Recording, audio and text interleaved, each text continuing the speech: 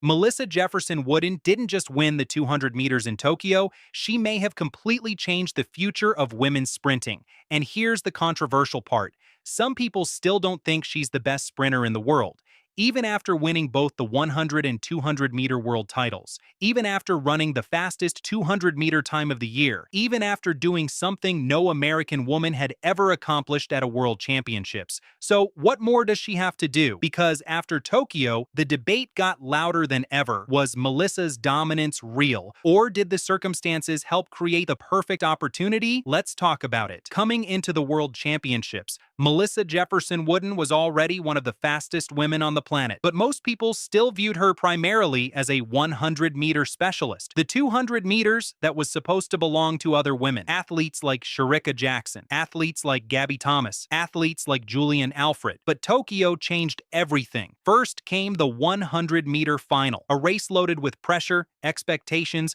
and world-class talent. Melissa didn't just win. She dominated, running 10.61 seconds, a championship record and one of the fastest times ever recorded by a woman. In one race, she went from contender to champion, but what happened next was even bigger, because history shows that winning the 100 can sometimes hurt an athlete's chances in the 200. The interviews, the celebrations, the pressure, the emotional exhaustion. Many athletes never recover in time for the second event Melissa did, and that's what makes this achievement so impressive. When the 200-meter final arrived, the race was chaotic before it even started. A false start forced a restart. Athletes had to reset mentally. The tension increased, the pressure doubled, and world finals don't forgive mistakes. One bad moment can end months of preparation. Yet Melissa looked completely unfazed. She wasn't the fastest out of the blocks. Her reaction time wasn't even the best in the field. But once the race reached the curve, something changed. She looked smooth, controlled, confident, like she already knew something the rest of the field didn't. As they came off the bend, the gap started to grow. Amy Hunt was chasing, Shericka Jackson was chasing, everybody was chasing,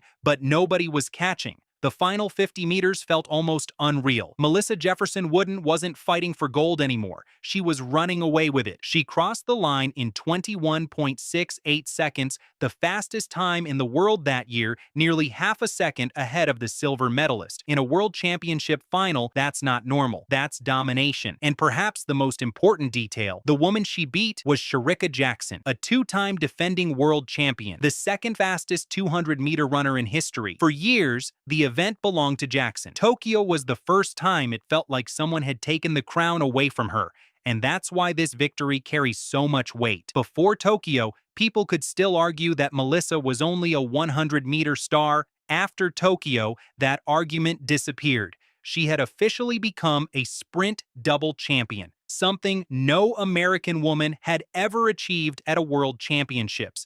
Not even the legends managed this particular accomplishment. But here's where the debate begins. Some fans point out that the field wasn't perfect. Gabby Thomas wasn't in the final. Julian Alfred didn't make the 200-meter final after injury problems earlier in the championships. Shericka Jackson wasn't at her absolute peak. And that's fair. Those are legitimate observations. But championships aren't won on paper. They're won by the athletes who stay healthy, survive the rounds, and deliver when the pressure is highest. Melissa did exactly that. History doesn't include an asterisk. The gold medal counts, the double counts, the 21.68 counts.